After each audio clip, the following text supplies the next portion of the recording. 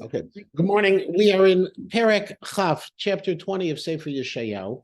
There are three handouts I provided. One handout was just a selection of things from Sefer, of two prakim from Sefer Melachim, which is really the historical background to all of this. And the other is an article, and you can choose either or both of the Hebrew and the English.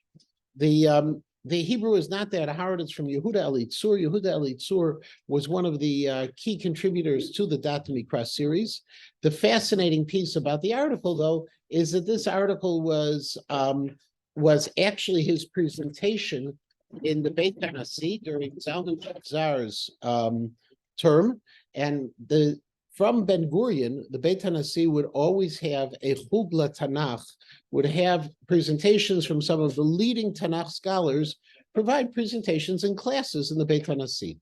And so Elitzur made this presentation. There's actually one place in the article where where Zalman Shazar interrupted his presentation with a comment.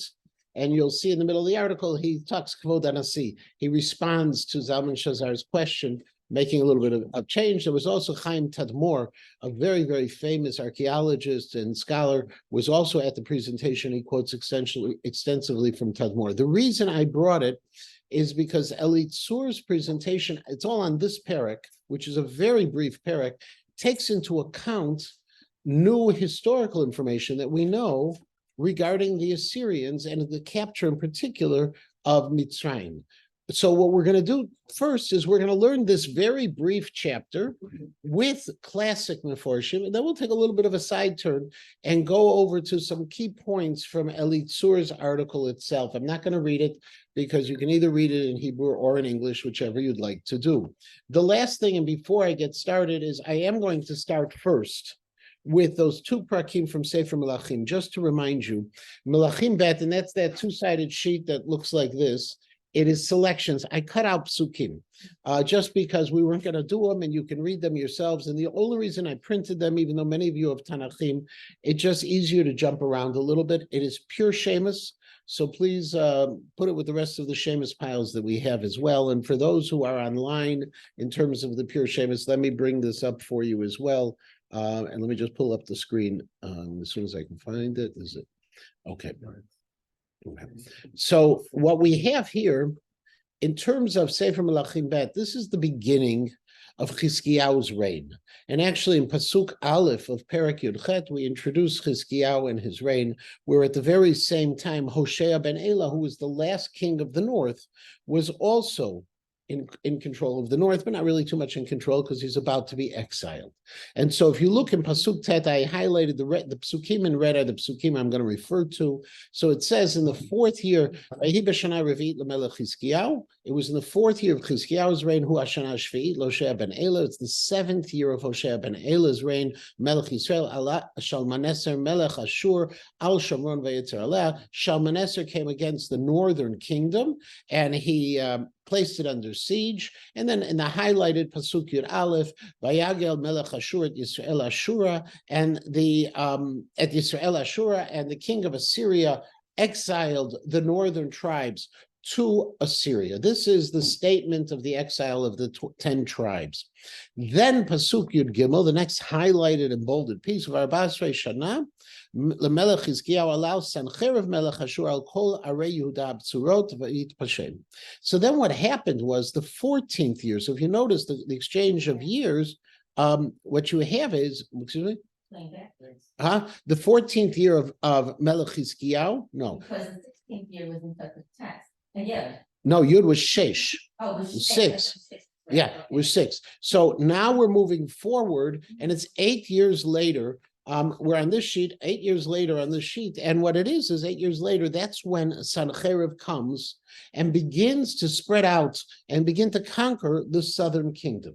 Now, why it takes 6 years is part of these conversations. Now, and it's because Sancheiriv, by the way, was not just dealing with the Jews. The Jews are a very small portion of his empire. He also has to deal with other nations. Cush and Mitzrayim were major issues that he had to deal with. We dealt with last week and the week before.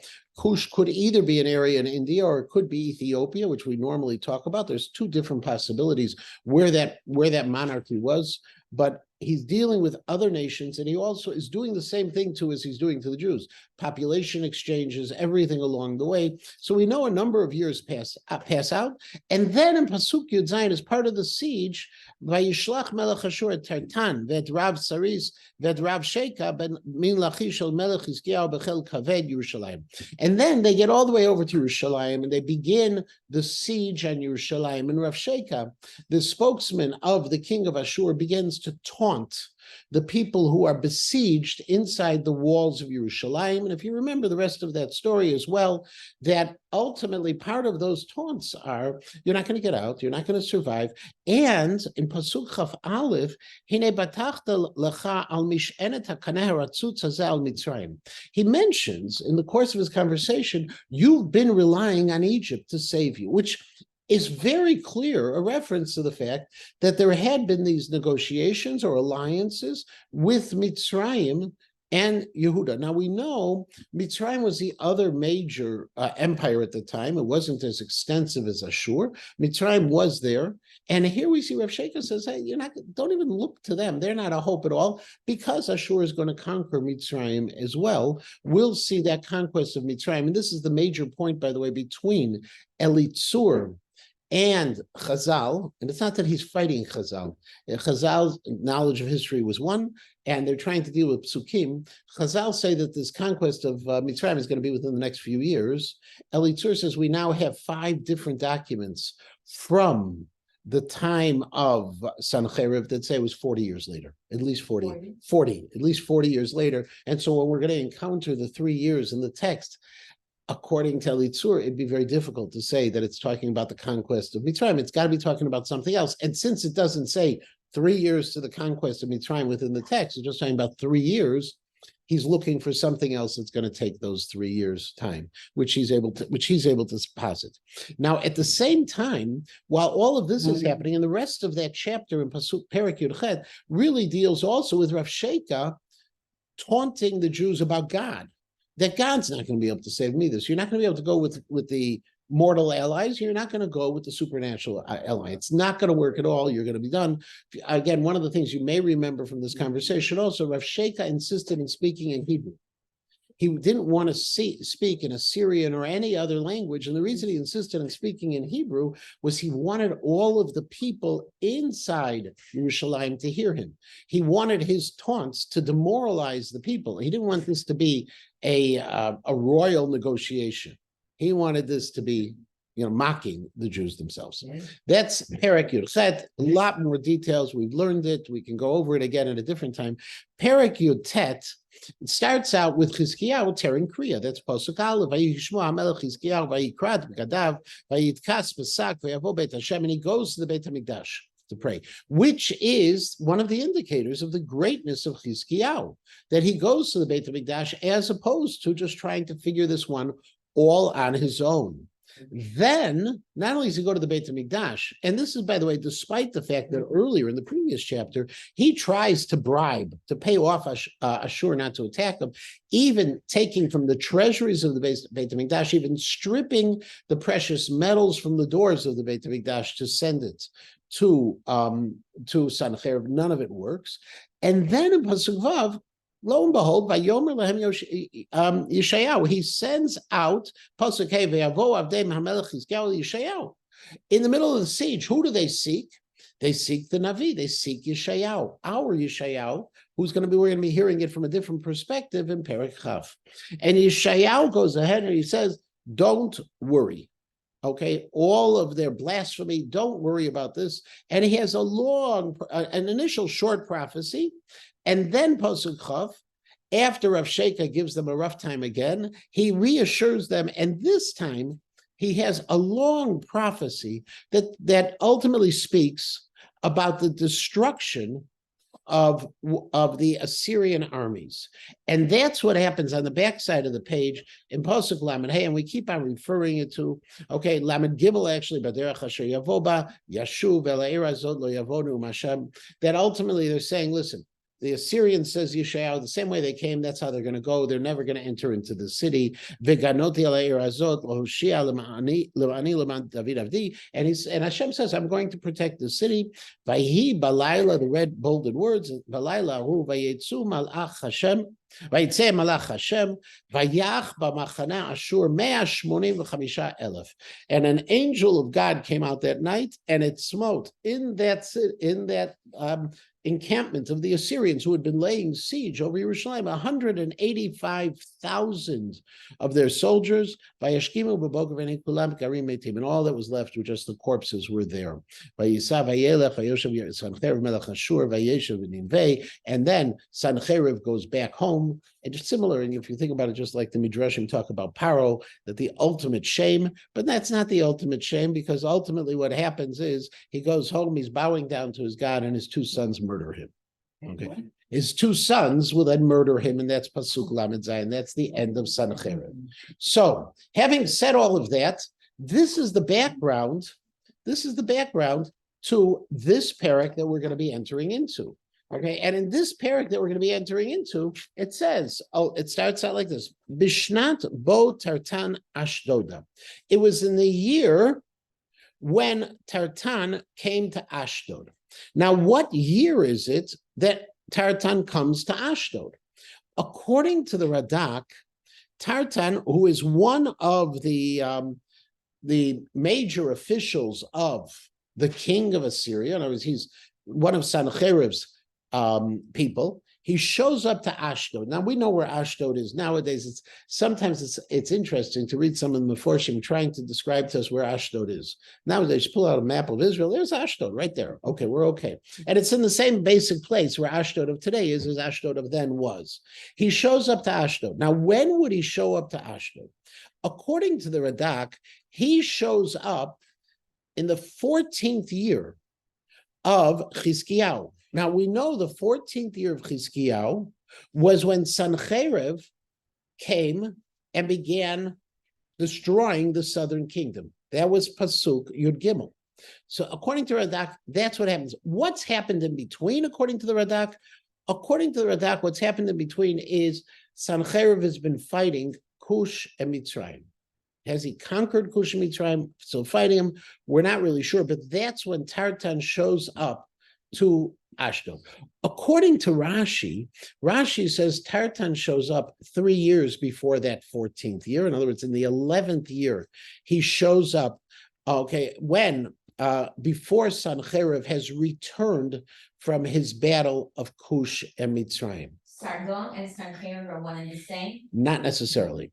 Okay. So I'm going to ask you, so that if they're not necessarily the same, one precedes the other, that would also be a problem. So we have, right. So we'll get to Sargon in a minute. The simple explanation, and you just need to go to the Oriental Institute, and you'll see Sargon and Sancheriv are two different people. Sargon was the father of Sancheriv.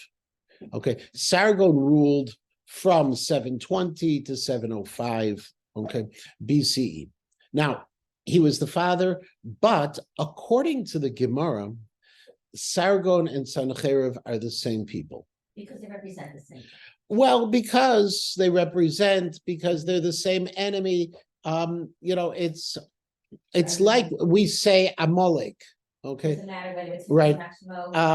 Right. And so what the difficulty here, and I don't want to get too confusing for a moment, Sargon and Sancheriv. Okay, now, according to Chazal, Sargon and Sancheriv are the same people. Now, we've found elsewhere where Chazal say they're the same people. For instance, Pinchas and Eliyahu are the same person. Pinchas who Eliyahu, the Gemara says. And do we need to take it literally? No, because what we can, and among Chazal, there are those who explain it as well, it means that they represent the same personality. It's the same zealotry, for example, Pinchas and Eliyahu. We see those similar characteristics, and that's why we say Pinchas is Eliyahu. There are those who want to take it literally, and that's fine. They can take it literally, but for me at least, it's easier to say that it's a descriptor. The same thing we could say about Sargon and Sancheriv, even though Chazal say that Sargon is one of the many names that Sancheriv had one of the 8 names. The Radak mentions this, that Sancherib had one of his names was Sargon. That a king could have multiple names, okay, that's reasonable because we see a lot of people who have multiple names. Moshe Rabbeinu was called by multiple names. And by the way, our children are called by multiple names, not just when we forget their names and call them by somebody else's name, but also, we have nicknames, we have other terms of endearment, we use their full name when we're angry, all those kinds of things, okay? So to have multiple names is not an unusual factor. Historically, Sargon and Sancherib are 2 different people, but I've gotten a little far afield. And ultimately, what I'm looking at is a possibility of 2 different times when this Tarton comes to Ashdod. Now, Ashdod is not a Jewish enclave. Ashdod is in the area of the Philistines, which most likely was one of the areas that was controlled by Mitzrayim. Fascinating that in the times of Chizkiyahu, Ashdod would be controlled by Mitzrayim, which is right outside what we know as the Gaza Strip, which was controlled for generations by Egypt as well. So that area of the coast, and we encounter this as well, that whole area of the coast coming up the Sinai, from the Sinai Peninsula all the way across, there were Egyptian encampments. We know that from archaeology, we know that from Chazal. Okay, that's one of the reasons which we say in Parshat B'Shalach that Hashem lo nacham Elokim right. I forgot the words. I apologize. God didn't let them go along the sea route. Okay, but He made them go. Okay, along the longer route, because along that sea route, along the coastal area, there were Egyptian outposts, and HaKadosh Baruch Hu was afraid that we would get afraid. Not afraid is the wrong word. HaKadosh Baruch Hu realized that if the Jews encountered more military resistance, they once again might make another mistake. Eretz Plishtim. Right. It was a shorter path, but the Plishtim way. Thank you. Now, in terms of the history again, so we've gotten 4 words into the parak. Okay. 4 words in the parak. Bishnat bo tartan Ashdoda. Number 1, we're not sure what year it is. Radak says it's the very same year when the campaign happened to conquer the southern kingdom, in which case the battles with Mitzrayim and Cush would take place before. Rashi says it's a few years before the campaign on the south and the attempt and the siege on Yerushalayim. Either one, it's either 11 years, 12 years, 13 or 14 years, somewhere in that range in Chizkiyahu's reign after the exile of the northern kingdom. That much we know. Now, Bishloach Oto Sargon Melech Ashur. And we know that he was sent by Sargon, okay?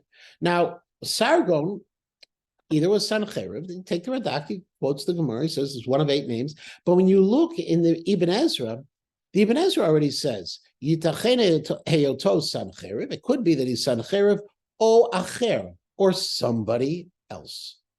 So the Ibn Ezra is even not willing to, to stake out a hard position who Sargon was. We know that there was a king, an Assyrian king, Sargon, and we know that he was the father of Sancherib, and all of this would still make sense because ultimately it wasn't a single king against the Jewish people. It was an empire trying to conquer the land of Israel, which had made bad choices, and it stopped, for instance, in Ashdod, he had stopped sending tributes. And that's why specifically Ashdod, we have documents to that effect nowadays as well.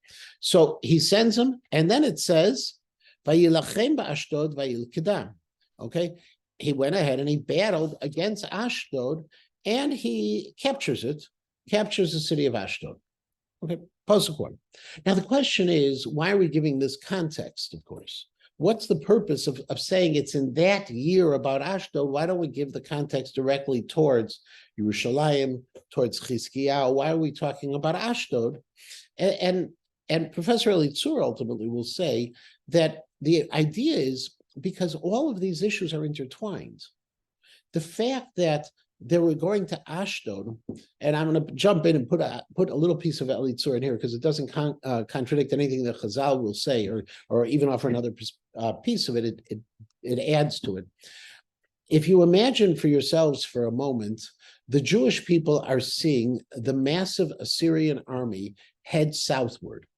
They have no idea where he is heading. They don't know that they're heading to Ashdod. They know that they're heading in their direction. And so as a result, going down to Ashdod is like the Navi telling us after the fact that, and I'm using the word narrator as in the Navi also, the backgrounder, the person who gives the background information says, imagine all of this is happening when this massive army is coming south and the Jews are afraid that instead of turning to the right and going to Ashdod, they're going to turn to the left immediately. And that their primary focus, even initially, is going to be Yerushalayim. They don't know, and so that's why this time frame of Ashdod is significant. We do know from the documents that Ashdod, that the king of Ashdod, we'll get to his name and everything else. Esau was his name. We get that he chose not to send tribute to Ashur. Yeah. Ashdod is now independent, or he's under the thumb of Mitzrayim? Ashdod is aligned with Mitzrayim. Okay, so I would think that the last verb, Vayil Kedai, conquered it, was even after watching the armies move southward, and it's conquered, now it's even worse. Well, so because the threat is they conquered Ashdod, and perhaps Mitzrayim had some stationed armies there, and they're feeling like, well, so, oh my gosh. That could be, I would propose that if you look at the structure of the pasuk, it would probably be Elitzur's preposition. I think is a little stronger, and the reason being is we first introduce that it was the year where Tartan came to Ashdod. If I wanted to say the fear was because Ashdod was conquered, I would have probably put Bishnat. Bishnat, how would you do it? Lacham Bishnat. Nefilat Ashdod or something like that. I would have emphasized right at the beginning, it's the year where Ashdod was conquered. Here, the opening of the pasuk is the year when they're going to battle against Ashdod, and that the conquest of Ashdod at the second half of the pasuk is like a PS to it. We're just closing that circle about the Ashdod story as opposed to making the conquest of Ashdod the focus. I don't know.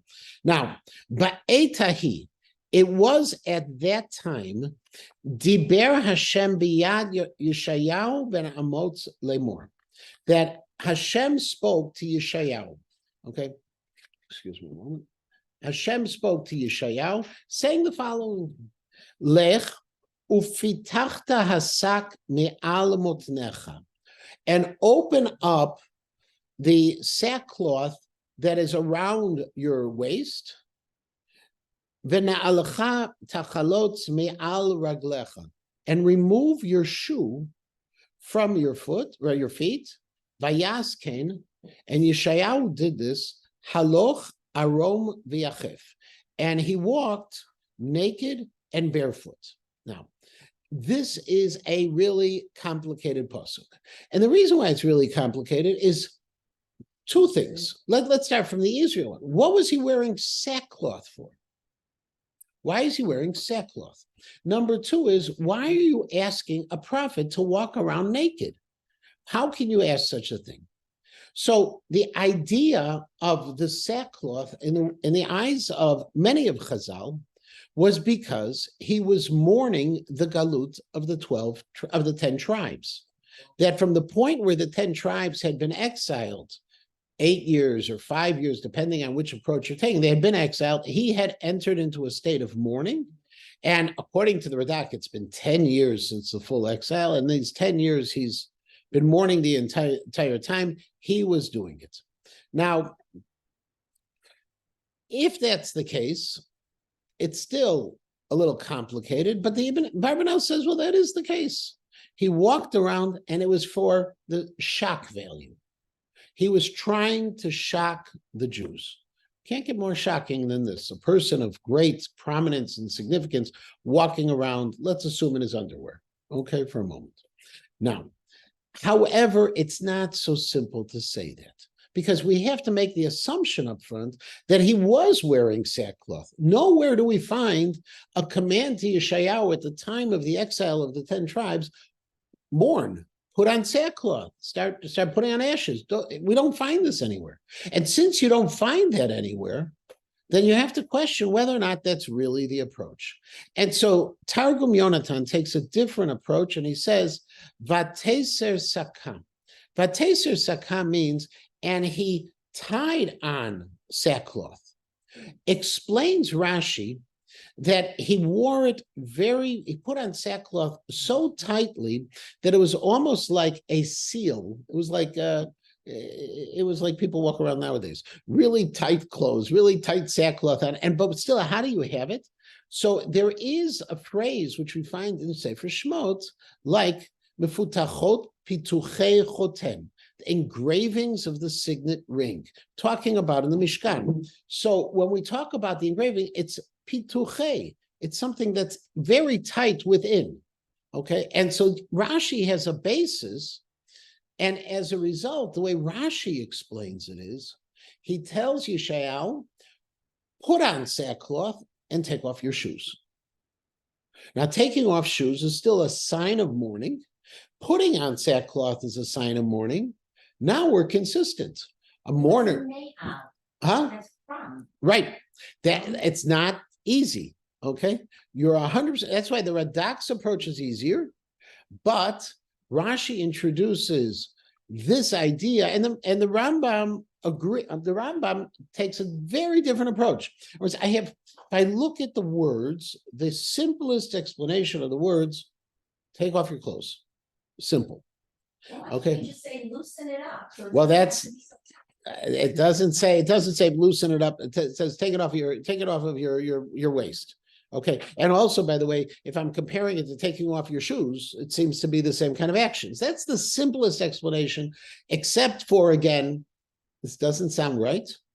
And except for, again, we never saw him having to put it on, right? So Rashi takes his approach. The Rambam takes a fantastic approach. The Rambam says in the Mor Nevuchim, this is all a prophetic vision.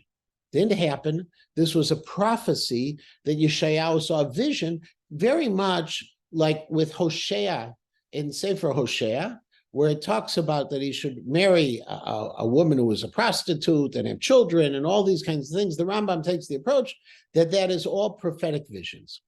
The Malbim takes a middle approach. The Malbim says, listen, this wasn't something that was going on for a period of time. This was maybe a day within the period of years this is supposed to take place, maybe a brief period of time, and it was in his house. He wasn't parading around the neighborhood like this. Okay, the Malbim takes it. The difficulty we have is clear. The difficulty is this doesn't sound right. And even if it sounds right, we have the problems of where was he commanded to wear it to begin with. And by the way, if I want to show mourning, I put on sackcloth and I take off shoes. I want to do shock value, yes, strip. But mourning, which would seem to be the kind of case, and that's where sackcloth normally comes in. So all of those are difficulties. We don't have the definitive answer.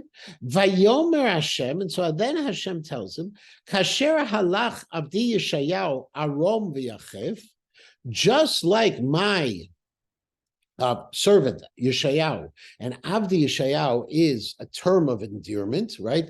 Avdi Moshe we have, right? He's one of three people who was referred to as an Eved. One of them is Moshe, and he says, just like my servant Yeshayahu is doing. So this is a term of endearment from God, naked and without shoes. Shalosh shanim otu mufet al Mitzrayim v'al Kush. 3 years, this will be a sign for Mitzrayim and for Kush. Now, Rashi says, what does this mean? That in 3 years' time, the Egyptians will be taken off, and the Cushites, who are either the Ethiopians or the Indians, are going to be taken away looking like Yeshayahu made himself look. The ultimate embarrassment, you take away captives, you shame them, you embarrass them, and they're going to be carried away into captivity. Just like Yeshayahu walked like this, in another 3 years, Mitzrayim and Cush are going to be taken like this. The Dat Mikram again goes back, and he says that very much like the Malbim would say, is it not that Yeshayahu was walking around like parading around like this for 3 years, but there are that just like Yeshayahu did this now, in 3 years, you're going to see the same kind of thing with Mitzrayim. Now, how do you see it in 3 years? That's the source of saying that we're 3 years away from the capture or the conquest of Mitzrayim by the Assyrians. Now, again, with Rashi's calculations, it's really interesting. Rashi said all of this appears 3 years, this is beginning to happen 3 years before the siege on Jerusalem. Maybe there's where the 3 years come in. According to the Radak, this is at the same time as the siege of Jerusalem. Then the 3 years are later. The only problem is we have these documents to the contrary. We'll get to them in a minute. Kain yinahag melech Ashur et shvi Mitzrayim. Just like this, okay? He's just going to be leading. The Assyrian king is going to lead the captive of Mitzrayim, vet galut Kush, and also the exile of Kush. Two things. Kain yinahag, to lead. This is a terminology that is normally not used with people. Yinahag is normally used with cattle, with animals. They're going to be taken off against their will, like animals would be taken off, when they're going, whether it's to slaughter or just being led like that. And number two is, the Malbim points out, if you look, when it comes to Mitzrayim, we use the word captives, shvi, and when it comes to Kush, we talk about exile. And this is actually a reflection of the reality that when Kush was conquered by Assyria, they were exiled, just like the 10 tribes. There was a population exchange. They were moved somewhere else. Mitzrayim was never exiled. The Egyptians were always in Egypt, but there were a lot of captives who were taken off. And so they did take people away, but they didn't exile the people. And that's why we have that distinction between them. And it says, who's going to be taken? Na'arim, the young, who's Kenim, and the old. Arom v'yachef, again, naked and barefoot. V'chashufei shet ervat Mitzrayim.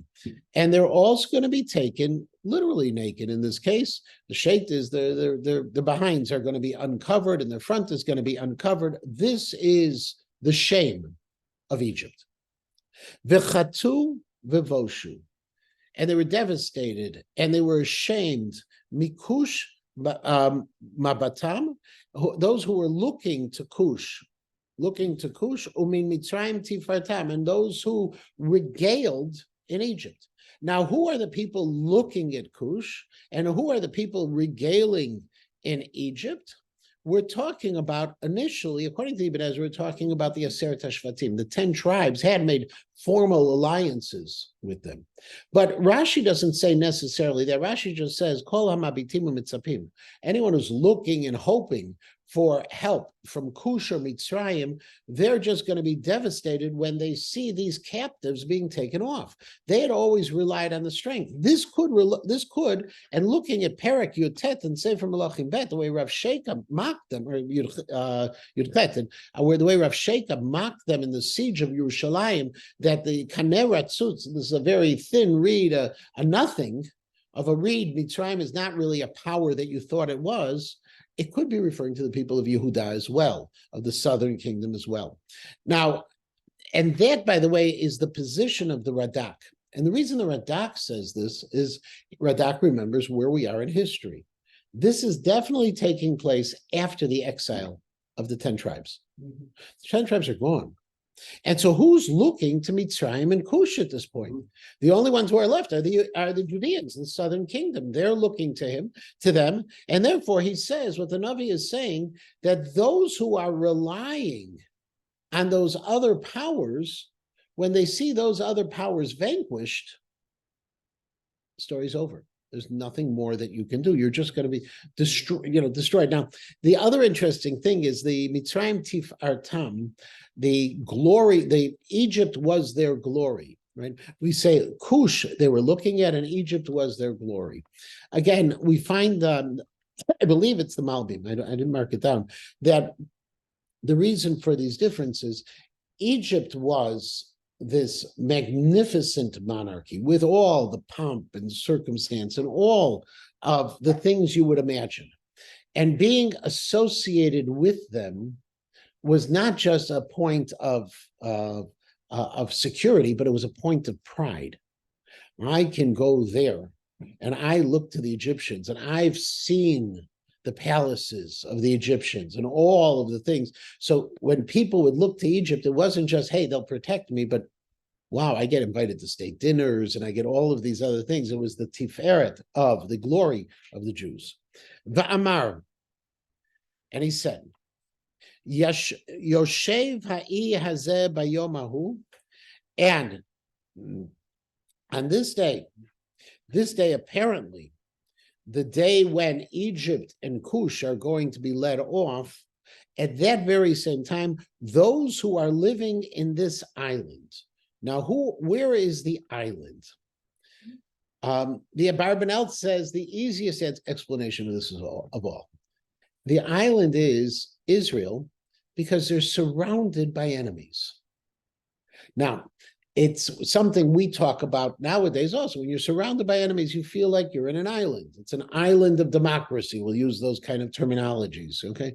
And that's the Abarbanel.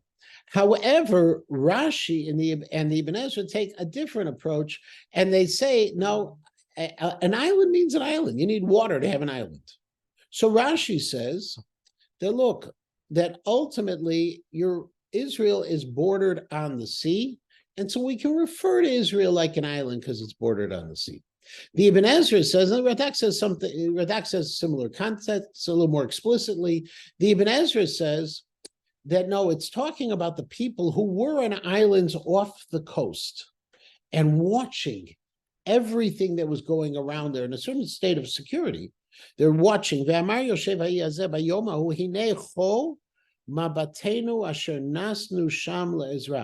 They say on that day, that they're trusting in them. They're all of a sudden they're saying, look what's going to happen. We went to them to be saved. How are we going to be saved? Now, we know how they were going to be saved because Chizkiyahu HaMelech, when this challenge happens, Chizkiyahu HaMelech turns to God and does what he needs to do. He turns to God, he prays, the people pray. Chizkiyahu actually put on sakve, for that's what's described in Sefer Melachim. And in addition to all of that, the Navi Yeshayahu has the direct conversation with him. This prophecy is still coming, if you remember, within the context of what we had started last week, the Masa Mitzrayim, the end of Egypt. And so while it's talking about the salvation of the Jewish people, it brings back the Egyptians to it, both in the same way it starts out with Ashdod, and also the fact that we are foretelling some kind of destruction of Egypt. When it happens, we're not 100% sure. The big challenge are those 3 years. And that's the article from Elitzur that I gave you. I'll let you read it. It's a really easy article to read if you want to read it. If you don't want to read it, I'll let you not to read it. But just to give you a very brief summary of the pieces, what we now know, okay, is that the king of Ashdod, whose name is Aziro rebelled against Ashur. His rebellion against the Assyrian people was he did not send tribute. Okay. Ultimately, Ashdod comes, knocks out Aziro, puts in his brother Achimatai in his place. Achimatai is a vassal king for the Assyrians. Ashur leaves, okay, after having conquered and put someone new in, and there's a rebellion, okay, and a new king is brought in, Yemani.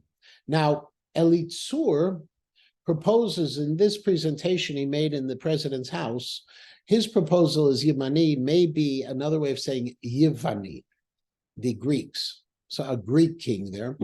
Chaim Tadmor, who was present, objected. And actually in Elitzur's, there's a collection of Elitzur's essays that I have at home. And so there are the footnotes, which aren't in here. And there Tadmor says it wouldn't be, it's Yemani, and Yemani would probably be someone from the region. It's a Semitic name, but Yemani is placed in. Then comes Sargon. After this first rebellion, putting down the rebellion, putting in another king, killing that king, putting in another king, along comes Sargon. He captures Ashdod. Yemani runs away to Egypt. And amazingly, what happens with Yemani is the Egyptians capture him and turn him over to the Assyrians. And he's out of the picture. Now, there are 4 different questions that Elitzur is going to ask. Okay, why? What is the connection with the capture of Egypt and Cush with this whole story of Ashdod? He says, what's the story about the sackcloth? He asks, where are the 3 years? It can't possibly be the conquest of Egypt, like we normally would think that in another 3 years, the Egyptians are going to be walking with sackcloth because they were conquered, because the conquest of Israel took somewhere between, began 40 years later and around the year 671 and continued for a while afterwards. And also the other issue of the prophet walking around naked and all. So in terms of the idea that the sackcloth was avelut, there is another piece. And he says that sackcloth, and he does take the approach, he's wearing the sackcloth, similar to what Rashi says, sackcloth doesn't just mean mourning. Sackcloth, and he points, by the way, and this is where there's a little exchange with Zalman Shazar in the presentation, he points, for example, to Mordechai. Mordechai put sackcloth on when he heard about Haman's plans. Was the sackcloth of Mordechai's mourning, or was it a form of degradation, of hachna'ah, of bringing yourself down as part of your prayer before God? And he says, and he brings a number of different cases where sackcloth was not after the fact, but it was part of that process of prayer. And so he says, all of this is showing that Yeshayahu wants to, he's not mourning the exile of the 10 tribes. He's putting on sackcloth because he's praying over Yerushalayim. It's the whole piece. And in fact, we know Chizkiyahu did the same thing. He was praying over Yerushalayim. Now, ultimately, what happened with Tarton, the way he explains it is when Tarton comes, the Tarton, the 3 years, those 3 years that he's talking about are the 3 years of Tarton's campaign, which started in 711, concluded in 713, 11, 12, 13. They may not have been complete years, okay? He wanted to go ahead, and people wanted also, there are documents which we have of the people of Ashdod creating alliances or trying to create alliances with the people of Yehudah back and forth. And this is really the alliances which is happening here. And so the mourning that happens in 3 years is the destruction of Ashdod, and not the destruction of Egypt. And those are the people who are being taken away. And you have these extra pieces of understanding that 3 years, it was the campaign with Ashdod, which, by the way, follows pretty close to what Rashi says. Rashi says this was 3 years before the campaign against Jerusalem. And so Ashdod was not just connected with Mitzrayim. Ashdod was trying to look to the Jews, and the Jews were trying to look to Ashdod. We found alliances in previous Jewish history between the Philistine areas and us. And this is another piece. You're looking towards a foreign power, and some people look towards that foreign power. That's Elitzur's presentation of the parak. It's very creative, very readable. The English is not too bad. AI did a pretty good job for me translating. There were a couple of things I just It seems to me grabbed. that when the devotees tasted the flavors as much as they did, that was like from here. Yeah. And probably means like the reasons. Right, it could be, right. And not tasting That's why I it. also gave you the Hebrew for those who can manage the Hebrew. Didn't have time to go through the 9 pages to fix up the translation. We are going to be finishing now. Our next time together will be the week after Sunday after Shabbat Bereshit. So it's in about a month's time. After Sukkot is over. The Sunday after Sukkot is Shabbos Sunday again. The following Sunday, we'll get together and we're going to continue with Perek Chaf Aleph. Everyone should have a Ketiva v'Chatima Tova, or Ksiva v'Ksiva Tova, and we'll continue to learn. Okay. Thank you so